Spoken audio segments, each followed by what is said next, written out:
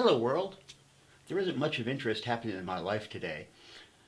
Let's face it, I don't want to be working on my computer or doing my dishes, so I know no one wants to watch me doing it.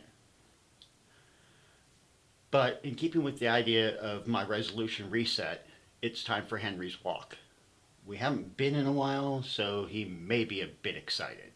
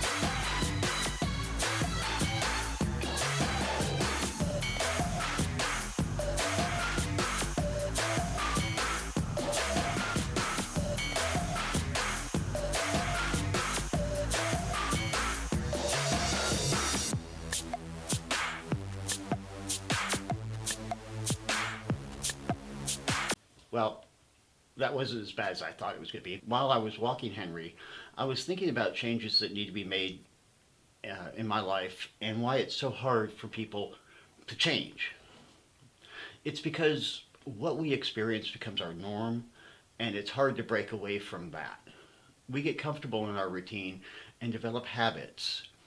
We do many things without thought as a result. I was told that it only takes 7 days to make a habit, but it takes 21 days to break it. I don't know if those numbers are true.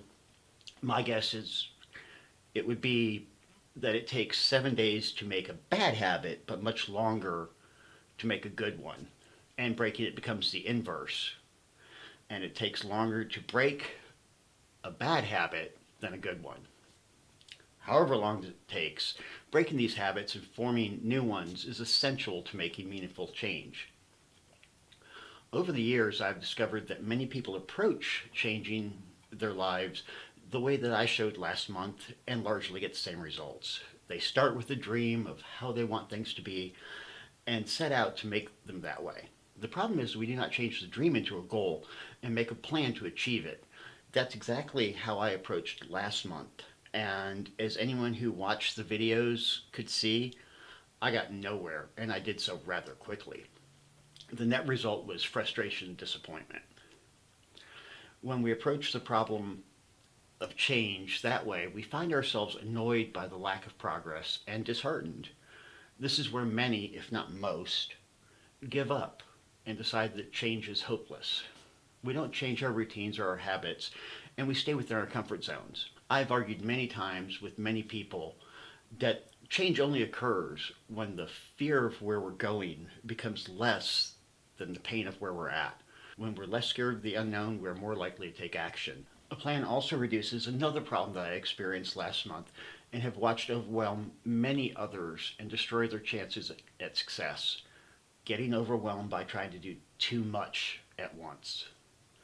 A great place to start reinventing ourselves is to change only one thing at a time. Just pick one thing in your life that you want to change and focus on that. Sometimes that may seem like an impossibility. For instance, when we lose a loved one as a result of breakup, divorce, or death, our lives seem to drastically change in an instant. We can feel overwhelmed by everything that's happening all at once. But focusing on one aspect and making a plan to manage that change will help reduce the feelings.